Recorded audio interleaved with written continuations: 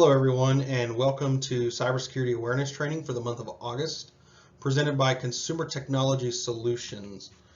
My name is Patrick Dennis, and I am the President and CEO of Consumer Technology Solutions. We've decided to do these trainings to provide knowledge and information to our clients and those who choose to watch our videos in hopes that it will make them more aware of the cyber threats that present themselves today. We hope that you can harness this knowledge to better prepare yourself and your organizations against these threats. Today we're going to be talking about phishing. What is phishing? Phishing is a type of social engineering where an attacker sends a fraudulent or spoofed message designed to trick a human into revealing sensitive information to the attacker or to deploy malicious software on the victim's infrastructure like ransomware. So an example of this would be an email that you receive that says, hey, click here to pay this invoice. Well, you may not even have an invoice to pay, but some people pay no attention to it. They click the link, they pay the invoice, and next thing you know, all their money's gone because they paid the invoice and they gave that cyber criminal their credit card or bank account information, something to that effect.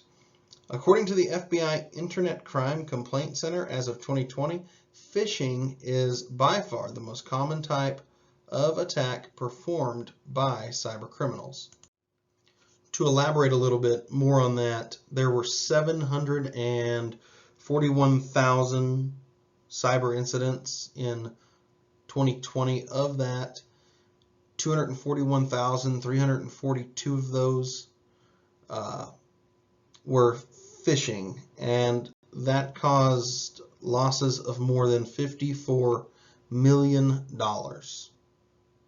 Just as an example of the cybercrime that goes on in today's world. So why should you care?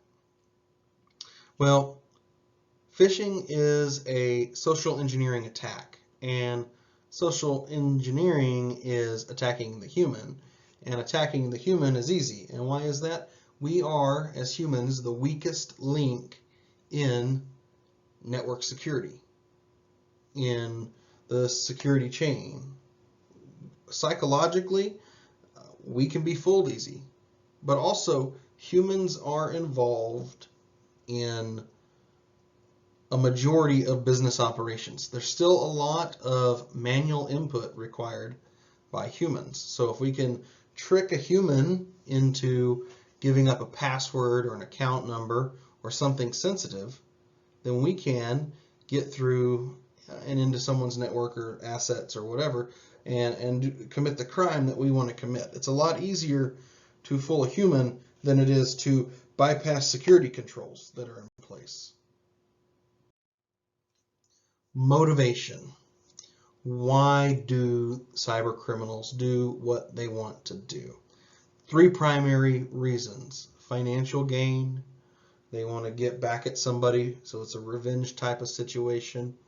Perhaps there's a political agenda to be fulfilled. But whatever the case may be, there's always going to be some kind of motivation behind why they're doing it. Some cyber criminals truly do just do it for fun, and typically it's for financial gain.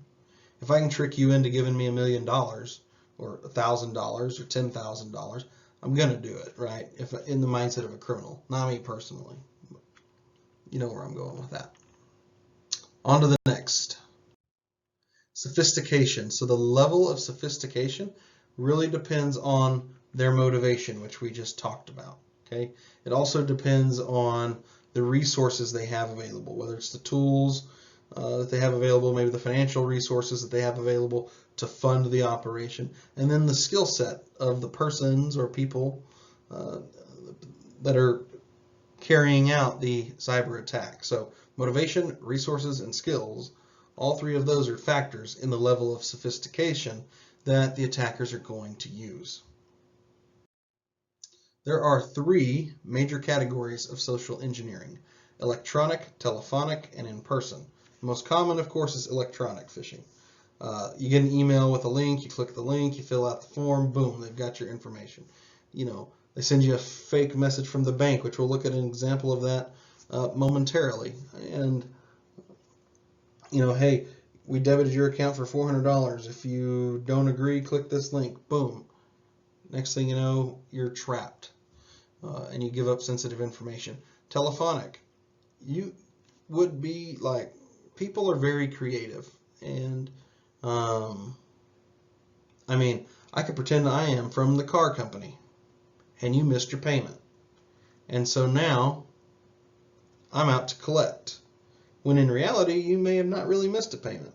So it's always good to verify that stuff. But those are the means and methods that I could use over the phone to maybe try to get some information out of you.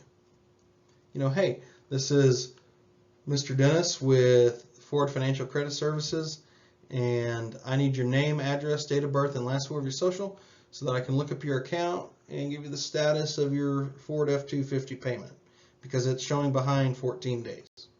And next thing you know, you rattle off that information. Now I've got everything I need to do to steal your identity. Some red flags that go along with these cyber crimes are urgency.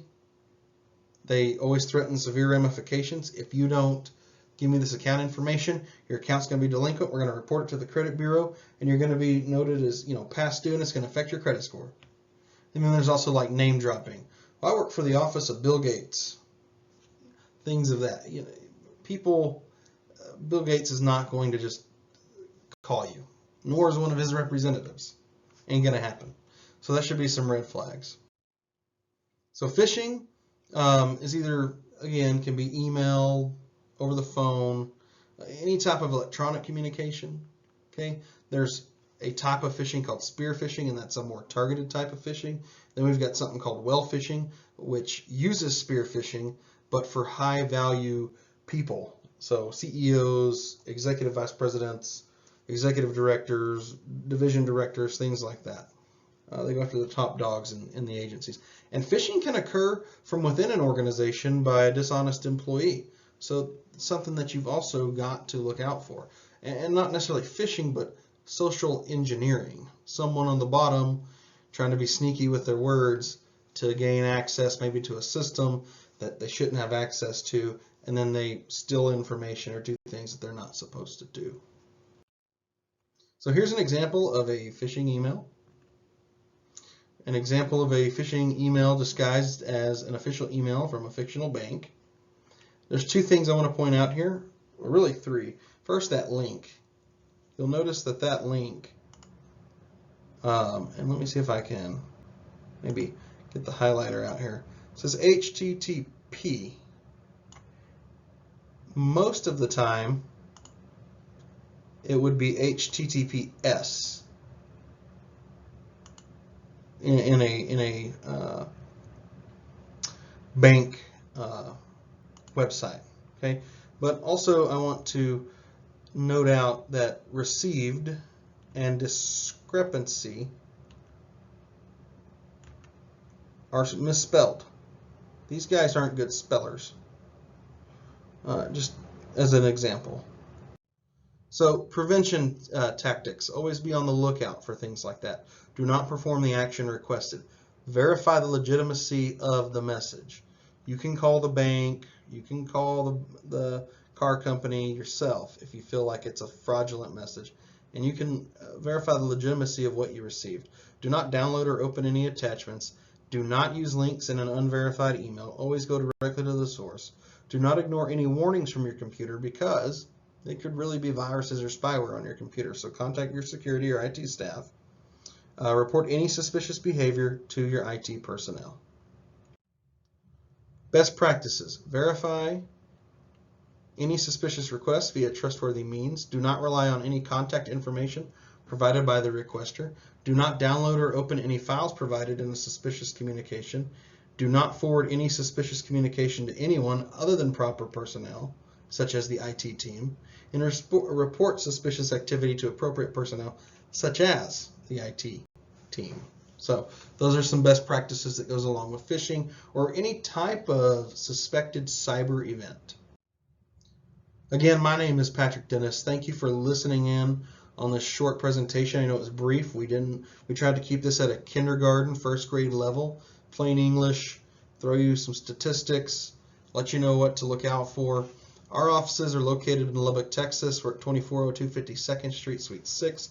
Feel free to drop by and get some more information. If you're a current client of ours, we hope that this was beneficial. If you're just someone who's watching it because maybe we sent you a link or you found it on YouTube or whatever the case may be, we hope it was informational for you and had some guidelines in it that you can start to follow. Our contact information here one more time: Consumer Technology Solutions LLC, 2402 52nd Street, Suite 6, Lubbock, Texas, 806-701-5353. Feel free to call and reach out to me if you have any questions, concerns, interested in our services, or whatever the case may be, guys. Thank you for watching, and we hope you have a great day.